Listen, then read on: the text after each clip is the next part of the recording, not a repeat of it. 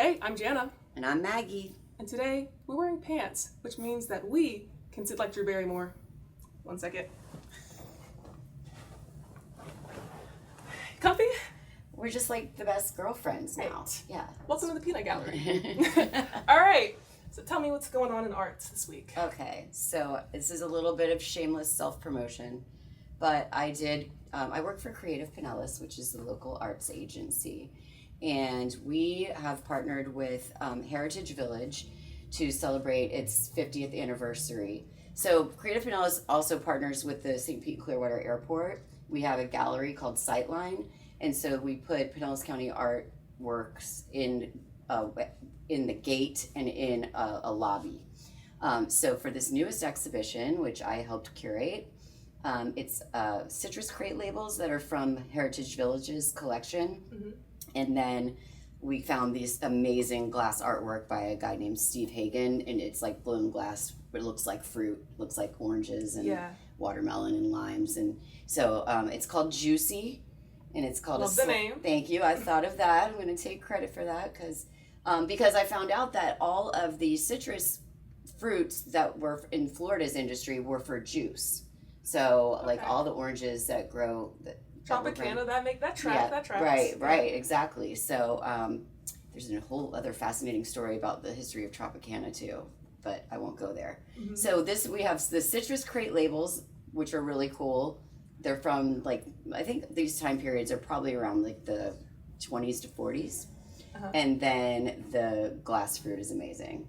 So it's on view. I mean, if you're traveling and you're going to St. Pete-Clearwater Airport, you will definitely be able to see it at the gate.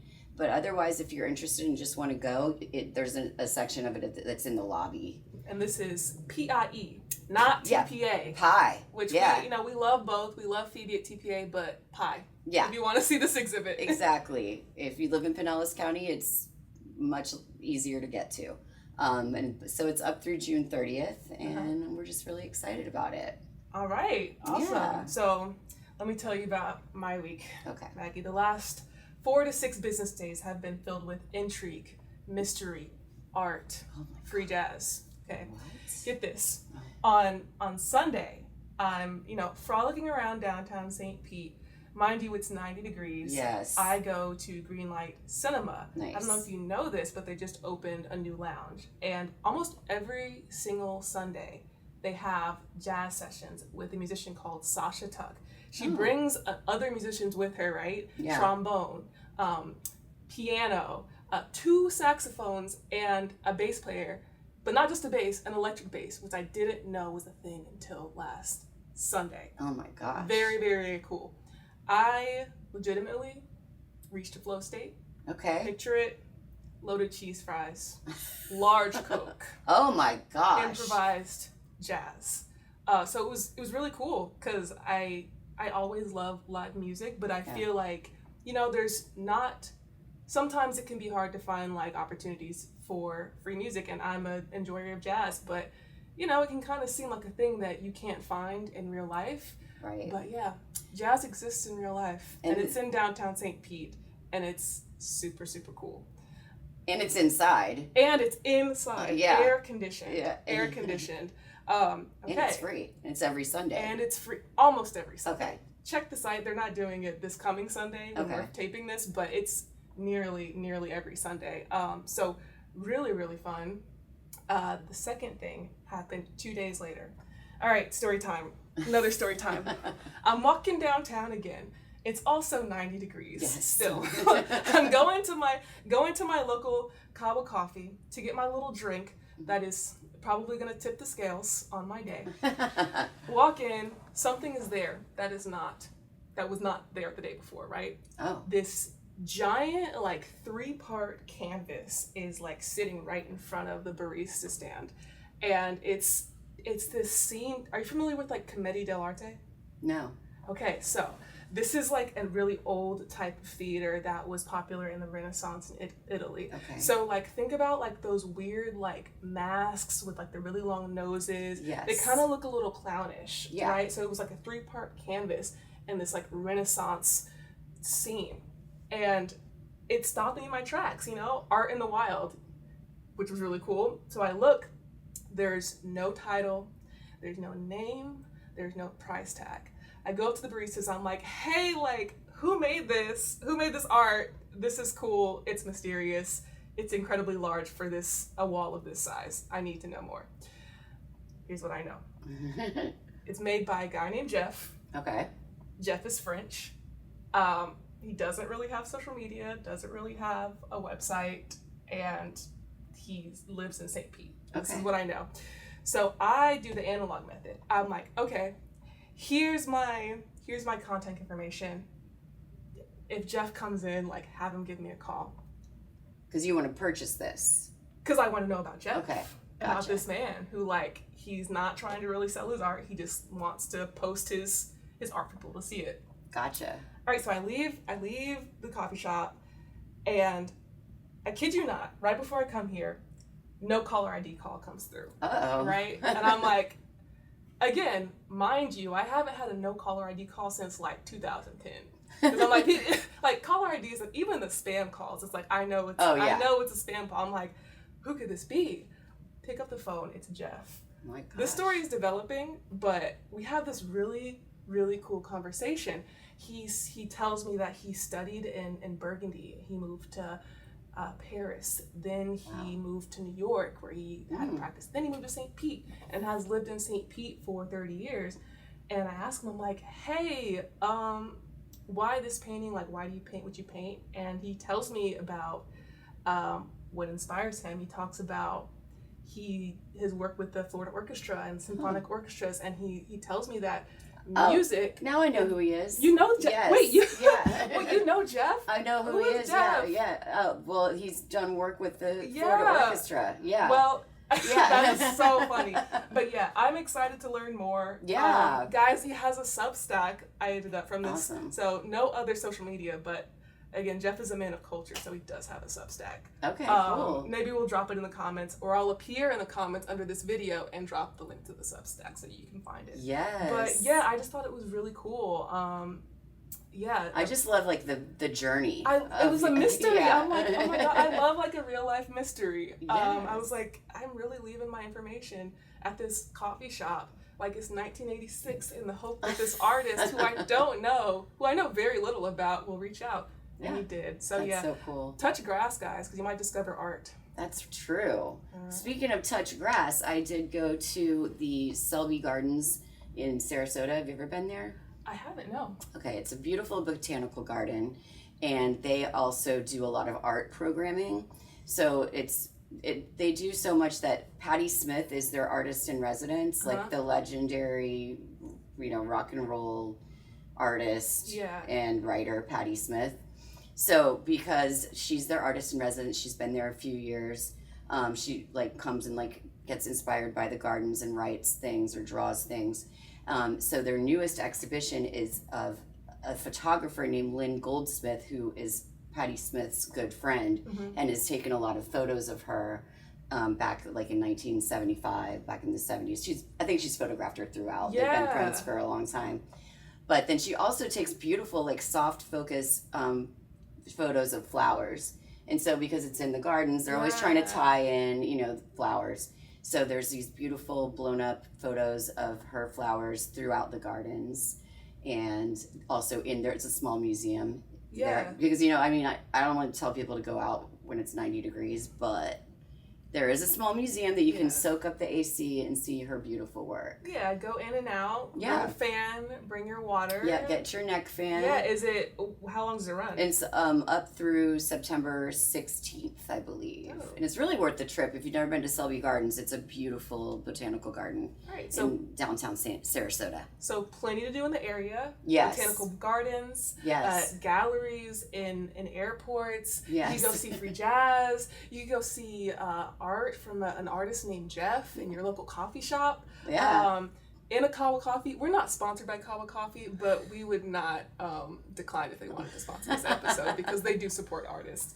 And They do the Artist Can series. So feature, limited edition coffee cans by different artists. All right, we're going to take a break. We'll be back in a bit. And we're back here to deep dive on some cool art that we saw recently. So, Maggie, I would love to talk about a show that I recently saw at Studio at 620 called Passing Strange. Are you familiar with it? Yes, I went and saw it last week.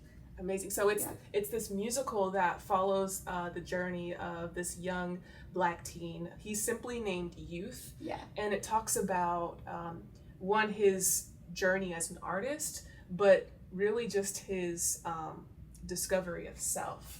Mm-hmm. And I thought it was really, really interesting because he feels that he needs to kind of reject kind of what's expected of him to really find himself and to find meaning and purpose and inspiration. And in order to find himself, he leaves his home of Los Angeles and goes to Europe.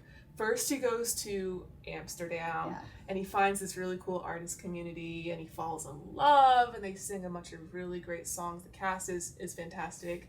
And then he goes to Berlin, where he's really confronted. I think he's kind of confronted with the idea of like performing an identity rather than being true to yourself. You know what I mean? There's a whole through line about what's real, what's being real. And I would love to hear kind of like what your thoughts on the show and what you thought of it. Yeah, I thought that, like, I went to Amsterdam when I was not as young as I think the Youth was, but it's a very coming of age thing when you when you leave the States and you sort of leave expectations and you come out like that. I felt like he just starts discovering himself. And then I think when he gets to Germany, I think it's like he's got to be like, it's more forced about what kind of artist are you going to be. Yeah. And I think that's where he's really in this like moment of where he's pushing away where he came from, which is, with his mom and everything. And because he's trying to embrace so hard to be this artist. Uh-huh. So I don't know if you thought that too. Yeah, I feel like in Berlin, there was a moment of, and I think probably a lot of artists go through this. I think I've gone through this as a creative and artist where you have this sort of reckoning. It's like, okay, I want to express myself and be true to myself, but there's also this outside pressure in expressing yourself in a way that will be accepted, received, and responded to. You know what I mean? Because I think as artists, as much as we are making art for art's sake and to kind of feed the soul, I feel like an artist's worst nightmare is being met with apathy. When you create something, it's like, I want people to care. Right. You know what I mean? So I thought it was a really, really beautiful story. Another thing that I loved was it touched on kind of freedom. Yes. But kind of the responsibility that comes with that. It's like you're freeing yourself from the responsibility of this, but what do you owe your community? Right. You know what I mean? Because there was a through line with his mom. Right. His mom was kind of his central linchpin in his true family, and his freedom from his family expectations ended up kind of hurting him. Yes. And at what cost came his freedom, right? Right. And I think that when you're young and idealistic, it's harder to balance those things, and sometimes it could be too late. Right. Freedom, freedom as a great thing, but freedom as a neutral term. It's like, what freedom is amazing to discover yourself and discover others and open up your world and open up your mind and open up your heart. But, freedom isn't free. Right, so exactly. Speaking of freedom, that's a great we are coming segue. up on America 250. Yes, right? We are in it. We are right in the middle of it. And so, there's been a lot of people have been responding. Artists locally have been responding. So the Dalí Museum, their exhibition is Dalí in America. Mm-hmm. And it is the story of when Dalí came to America in 1934. And he was in the midst of like a beef with the rest of the surrealists over in Europe. So when he came to, Do you mind if I ask what the beef was? Again, I love yes. tea. Like, oh my gosh, this is one of the best stories. Together. Okay, so he was a shameless self-promoter, and Andre Breton did not like that about him because of that surrealism. So they like put him on this whole trial about surreal, are you a good surrealist? And there's like actually a comic book about this, that depicts the trial. Like he like came in a huge sweater and was like coughing really hard every time they'd ask questions. Yeah. So he made this, anyway, he ended up getting kicked out of surrealism. So when he came to America, he like embraced it. It was a moment of like, you know, like just transformation, and like he could just reinvent himself. Yeah. So he did, and when he did, he brought surrealism, and America ate it up, and they embraced him. And he knew some key people who really catapulted him to the top. I mean, he got in all these good galleries, he got all this good press, he got on the cover of Time magazine, he started collaborating with Walt Disney and Alfred Hitchcock. And the exhibition shows like the films that he made, or like the set design he made for an Alfred Hitchcock movie. Yeah. He made this whole sort of like Fantasia-like film for Disney that has never been shown. Anyway, it's out. But the point of the exhibition is that it's really to show that, you know, he was from another place, he's an immigrant, and he was welcomed. And I think, you know, that's supposed to be what America is all about. It was founded by people who weren't from here, you know, in search of a better place. And so sometimes I think that gets lost. And so it becomes this is a great way to show that and what can happen and how it can change a nation. Yeah. I mean, I think that's one of the great things about America is, again, the opportunity that people saw when they came here, you know, not discounting America's really, you know, sordid history of exploitation. Absolutely. But at the same time, I think we're seeing it with the World Cup, which is going on right now right now. Yeah. We're kind of seeing that collaborative energy. Yes. You know, that's really, really, really special. It is. And, you know, another point of that is that, like, the effect that somebody who comes over can have. There's another project of NEA grants that artists are getting here. Yeah. And one of them is Kurt Wong, who is an artist. I think he's based in St. Pete. He is doing an installation at Heritage Village again.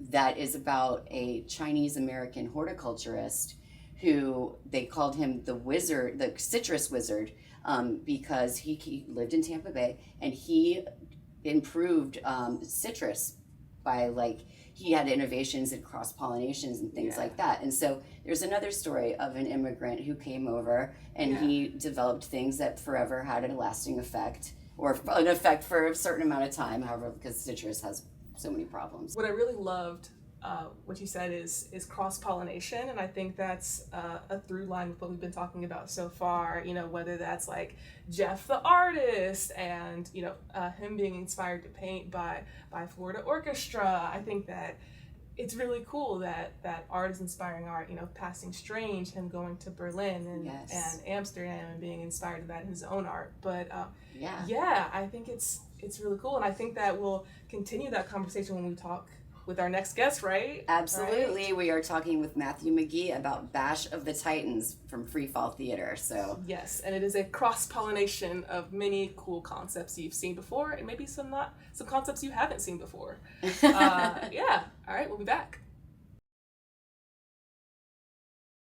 And we are back here with performer, playwright, marketing extraordinaire for Free Fall Theater, Matthew Maggie, here to talk to us about Bash of the Titans. Thank you so much. Welcome to the show. Thank you. Yay. What a great introduction. Yes, Bash of the Titans. Wow, you got to see it. I did. I went last night and it was great. I love it. So I'll have a review coming out this week. Oh my gosh. Okay. Yeah. It's you know, it's a fun journny.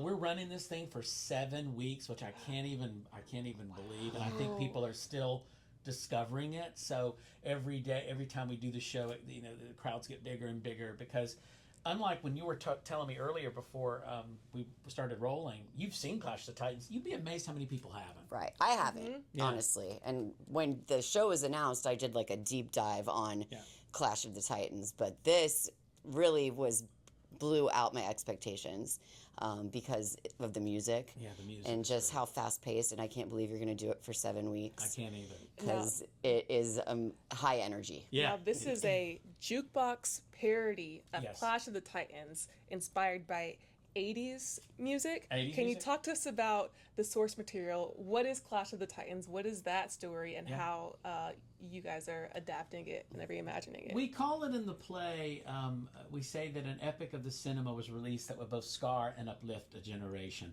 You know, you could see Clash of the Titans on HBO all the time. We used to joke that HBO is actually really means, hey, Beastmaster's on. Because they used to play that show, Beastmaster, the movie Beastmaster. Yeah. But they also play Clash of the Titans a lot. And we all got to talking about the fact we had, Eric Davis, our artistic director, we got to talking about how we have watched that movie so many times growing up, and that we thought it was sort of rife for parody and would be really fun if we could somehow set it to music. In early talks, we were going to write a whole new score for it. But we decided, and this is a legally distinct parody, this show, we decided to take existing songs and change the lyrics. And without giving too much away, you know, there's these great songs that you remember that you've listened to hundreds of different times, but you've never heard them like this because we're able to take the new lyrics and tell the story of Clash of the Titans, which is basically the story of this young man named Perseus, whose father is Zeus. Who you play. Who I play. I play Zeus, and I play... You know, it's very funny. I get to play... The character played by Laurence Olivier and Burgess Meredith, which is a nice melding of the things that I love. Google that, anybody out there who's like, who's that? It's the old people in the show, which is pretty funny. I play all the old characters. But it is about Perseus, this young man who has to find his destiny. He has to save a princess. And he basically has to contend with not only saving the princess, but also dealing with the gods and their petty tantrums and whims. And so that's kind of what happens. If you don't know the movie, if you know Greek mythology, you'll still follow along and think it's kind of funny to watch these gods, you know, behaving badly. I have to say that when I was like reading the synopsis of Clash of the Titans, I was getting very confused. But when you watch the play, it's all very clear, like what's going on. Which is so interesting because that's something we talked about a lot. We didn't really even know if people would be able to follow it. And that's good to know because, you know, shows, when you write a new show, it goes through so many different versions, so many different, drafts. And this one we didn't have to do too many new drafts on because it kind of started falling into place. What a lot of people don't know, it says on the front of the playbill and on all of the marketing materials, it says book, music and lyrics, and it says by Eric Davis, Matthew McGee, and Michael Raby. But the truth is, Eric Davis, the artistic director and the director of the show, he really picked all of the songs, and he did much of the lyrics to tell the story. And then Michael, of course, added so much to that. I only added one thing to the show. You know that moment when we sing "Bash of the Titans"? You know, it sounds like Queen's, Flash Gordon thing. I said I want to put that in there somewhere, and we only do it like with a really small moment. But yeah, Eric did all that, and then Michael arranged it all. Yeah. And then we spent a few weeks before we even started rehearsals just sort of acting it out amongst ourselves in the rehearsal hall before all the people got there. And what an exciting thing. You know, we had some people come last night from Orlando saying that this show would really be a fun one to enter into Fringe. Oh, yeah. To try to get it out there a little bit more. I do think out of all the things we've adapted at Freefall or the things we've created, I think Bash has the most legs to maybe go someplace else. Right. I do think it's fun roles, too, for people. You know, like there will be people who want to play these parts, and you could probably get stars into some of these roles, and like George Takei as Zeus, who knows? Listen, it's out in the universe. We're manifesting that's that now. Yeah. That's what we're trying to do. But yeah, I think it has legs because the audiences have just loved it. They have just. And what I think is really, really great about it is that it is for people who love Greek mythology. It's like, I love the story of Perseus, but people who maybe are not familiar, there are figures that you are going to recognize. There's Medusa. You know what I mean? Andromeda. I believe there's the Kraken. She's like in the original movie. She's the Kraken. Are we releasing the Kraken? We try. Okay. We try to release it. Yes. We do the best we can in there. And we even have a flying stallion named Pegasus. It's amazing the things we accomplish back there. And if you look behind the stage, it's all people pushing lifts and stuff. But it's kind of funny to watch. Yeah, we do all of that stuff. You know, we knew with casting that we had to get it right. So yes, we have Poseidon, And we have Victor Chan, who I've always said is the Filipino Jack Black. Exactly what we were saying last night. Yes, and he's brilliant, and he's funny, and he's got this huge rock voice. And to get Kissy Simmons to play Aphrodite, who had played, I think she's like the longest running actress to play Nala in The Lion King on Broadway in Vegas and all those other places. Incredible. So to get her too, and we knew we wrote those parts for them. It was kind of amazing. It was really amazing. So you got all those great characters. So this is a world premiere, and you're adapting this story that's been told and these figures that have been told. Why do you think that these characters and these stories are so prevalent and are still relevant today? I don't know this for a fact, but I still think young people probably have to learn about Greek myths in schools. So, I'm sure that's they do. That's 100% a thing. I remember when I had to, and that seems like forever ago. But with all the Greek mythology, I think we're fascinated by that. I think we're fascinated by the fact that we can't control our destiny, and that maybe there are other forces at work when we're trying to do that. And so that's what the show really talks about, is the fact that, you're really not in control of your destiny. You may think you are, but there are all these other forces at play. And so, I think people really like the idea of the Greek gods and adventure. And we kind of thought, wouldn't it be great to combine sword and sorcery with a spoof and with fun music? Yes. And the music is amazing, and the arrangements, or there's like mashups of favorites that are just beautiful. I mean, I won't give too much away because people should go see it. They should. The artists have amazing voices. It's a great group. And we're doing a 7-week run. You want to plug this run before we wrap it up? That's right. 7 weeks. They can go to freefalltheater.com. It's Wednesday through Sunday. We're also showing Bash of the Titans, the movie. I think next week, maybe June 24th or 25th, but you can find that on freefalltheater.com as well. But lots of stuff happening. It's going to be a great, fun summer, and we're excited to make people laugh. Have them tapping their toes and remembering a different time. Yes. And celebration of Gen X. Gen X, yes. Gen X. The second greatest generation. And the Gen Z who enjoy Gen X things. Yes. Gen Z, they do love Gen X. They do. Thank you for joining us, Matthew, and thank you for joining us for this episode of the Peanut Gallery. You can follow us on socials. Thanks. You. Bye. Goodbye. Till next time.